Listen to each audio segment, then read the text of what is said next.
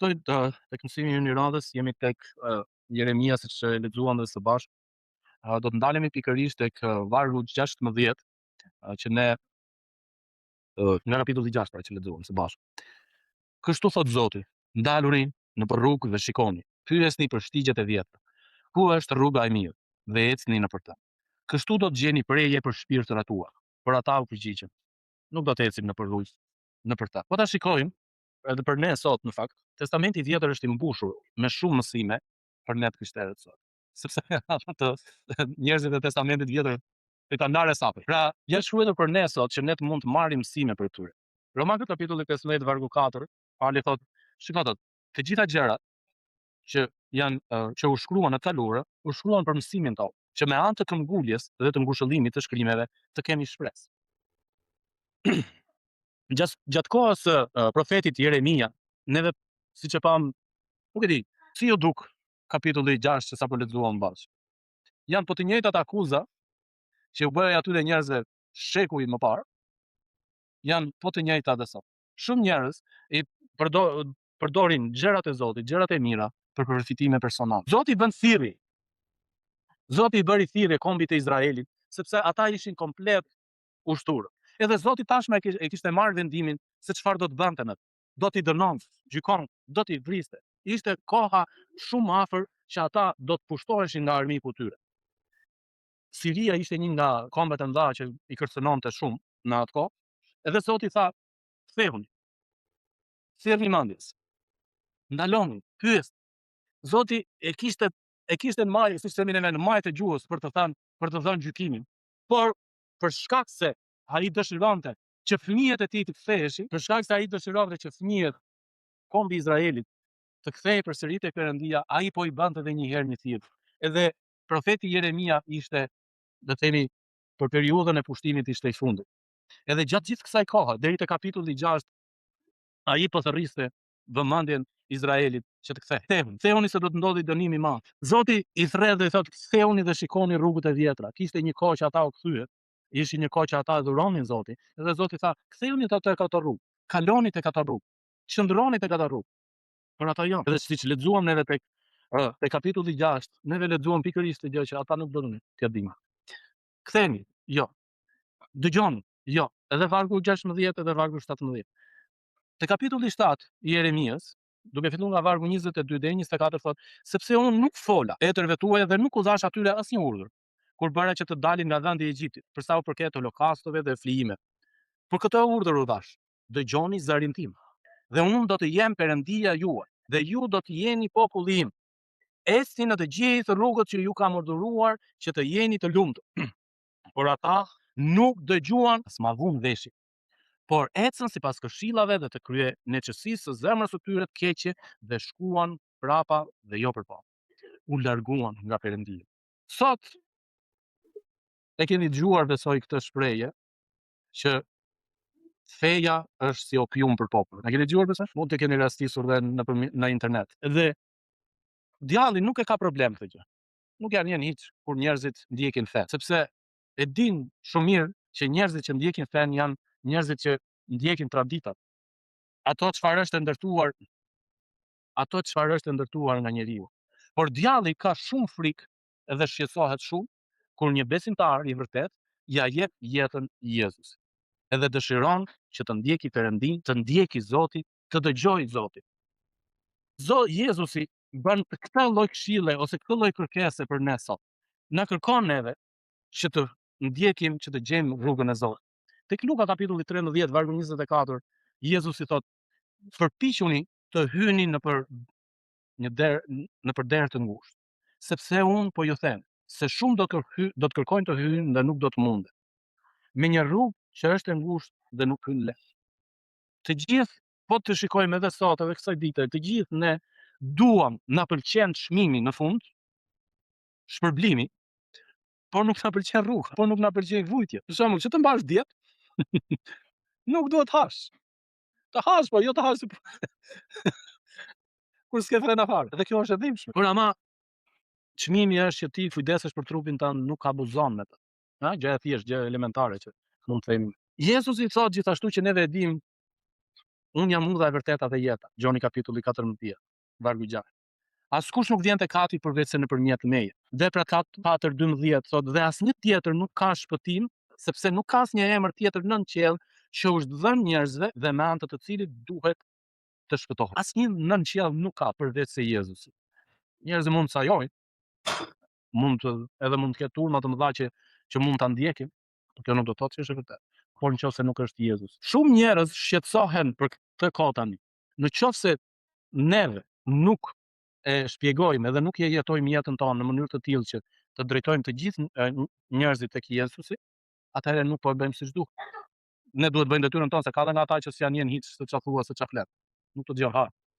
Por ama ne duhet ta bëjmë tonë. Mateu kapitulli 7 vargu 13 thotë: hyni nga dera e ngushtë aty Jezusi përsëri, sepse e gjerë është dera dhe e hapur është udha që të çon në shkatërim. Është lehtë. Si bëhen paratë të lehtë. Ne në mënyrë të thjeshtë neve mendojmë që po të punojmë, ne s'arrijmë dot që bëjmë jetë luksoze. Por ama kujdesemi për veten tonë. Ai që zgjedh që ti ketë gjithë afko, normale që do të bëj diçka negative. Ka dhe nga ata që punojnë me rrogë të mira kështu, neve nuk na është. Një rrugë që shumë e ndjekin, por kjo rrugë çon shkatërim.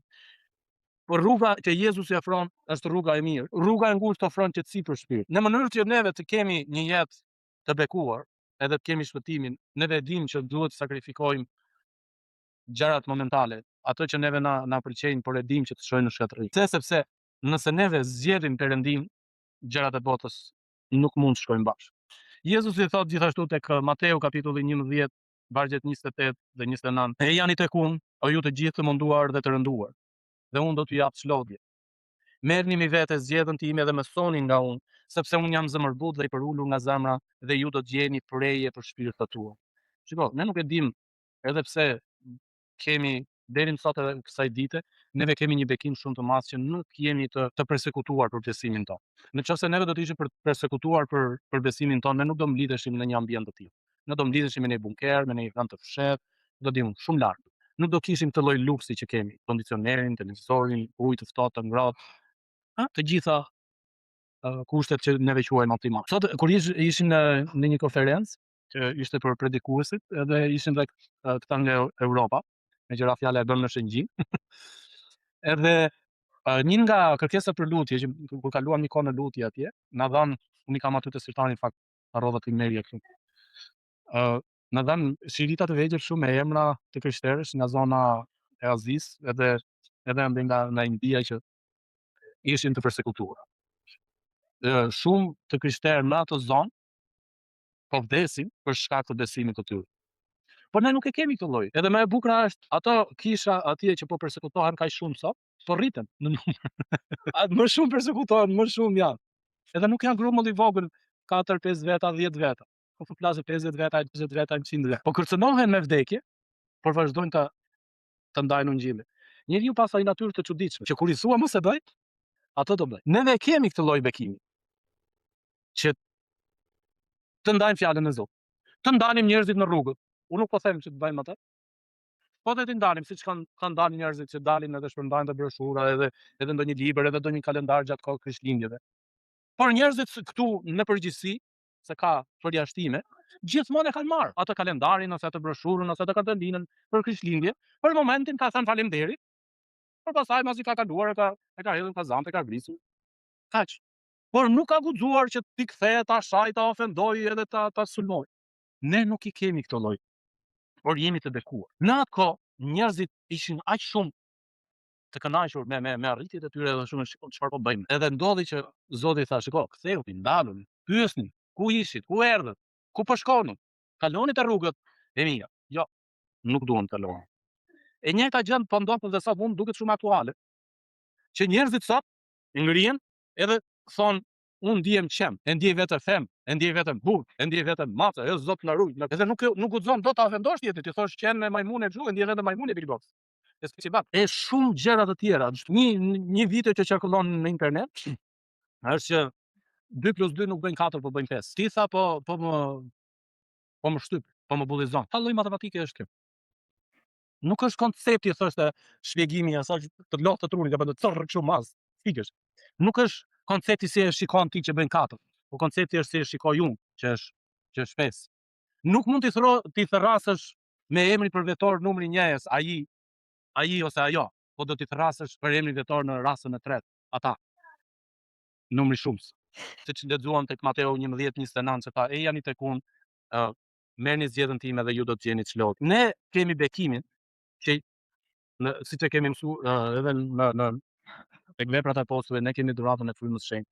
Kemi dhe bekimin që jemi ndihmuar edhe ndihmohemi nga fryma e shenjtë. Por ama është detyra jonë që ne të ndjekim. Gjithashtu tek veprat e apostujve kapitulli 2 që është dhe ajo, si thua, nisma e kishës, shikojmë pikërisht këtë gjë që njerëzit dëgjonin Zotin. Çfarë duhet bëjmë ne? Ne duhet vendosim shenja në rrugën tonë që kalojmë. Pra siç bëjmë ne atë planin ton mujor, ditor, javor, që këto gjëra do bëj, këto gjëra do shpenzoj, ashtu duhet bëjmë dhe ne edhe shenjat, vendosim shenjat për rrugën tonë ku do të kalojmë.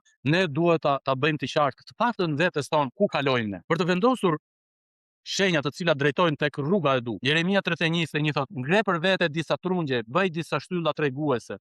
Ki shumë kujdes për rrugën, për rrugën që ke ndjekur. Ktheu, o virgjëresë e Izraelit, ktheu në këto qytetet e tu. Si orientohemi neve për rrugën tonë, për jetën tonë që ne duhet të ndjekim? Pra kemi disa parime, kemi disa bindje që neve i ndjekim. Neve themi kjo është e keqe, kjo nuk ban. Dhe mënyrën se si neve vishemi, kjo nuk më shkon. Si vendosim neve që kjo nuk shkon, edhe kjo nuk më ka hije? Si vendosim ne këtë gjë?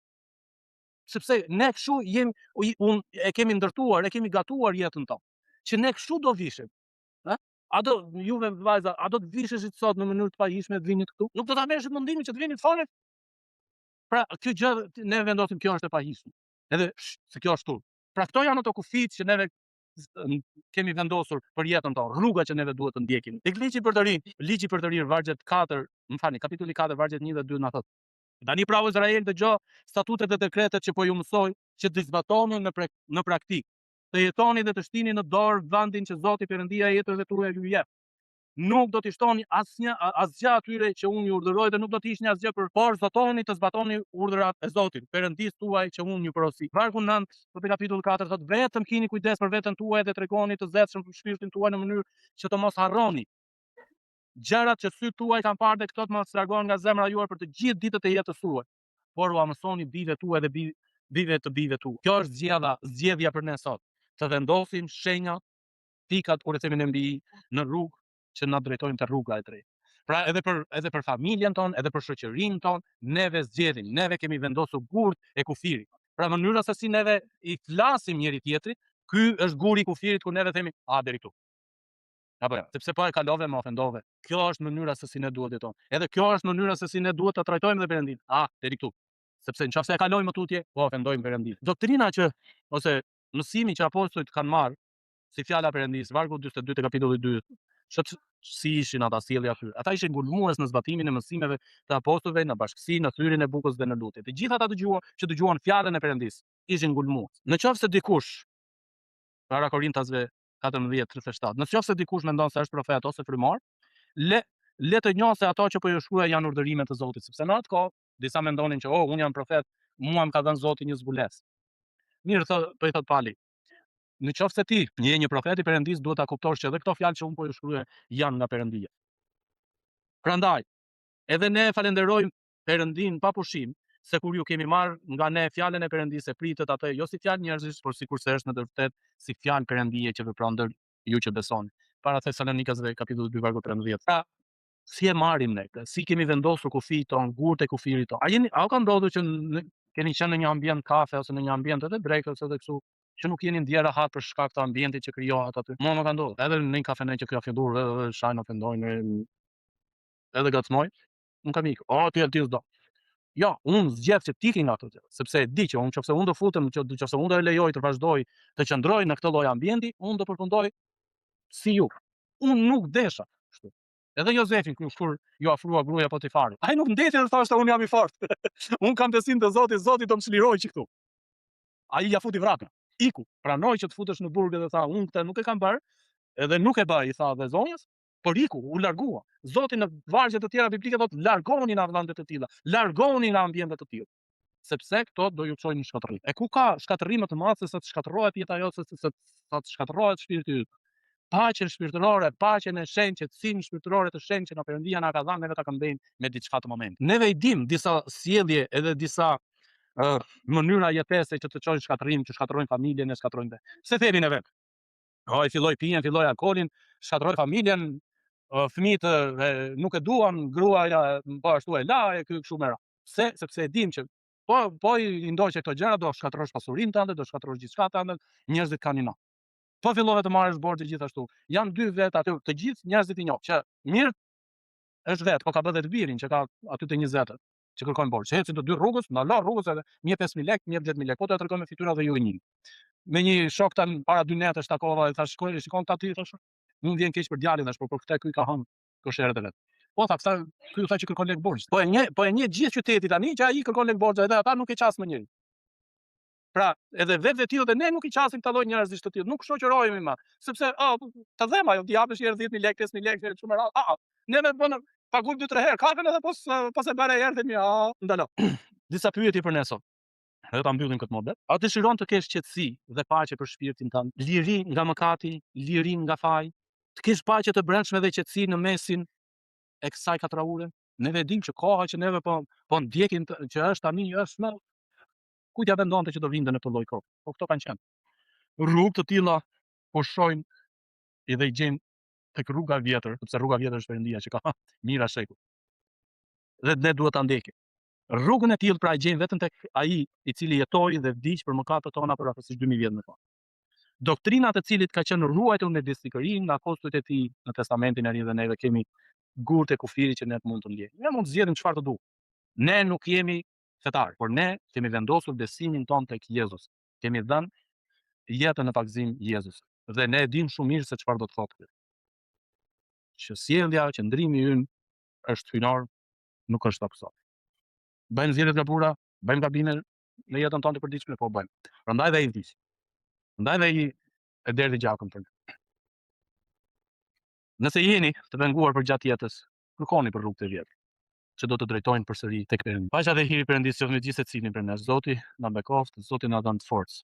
Ndërsa neve zgjedhim që t'i japim Zotit lehti.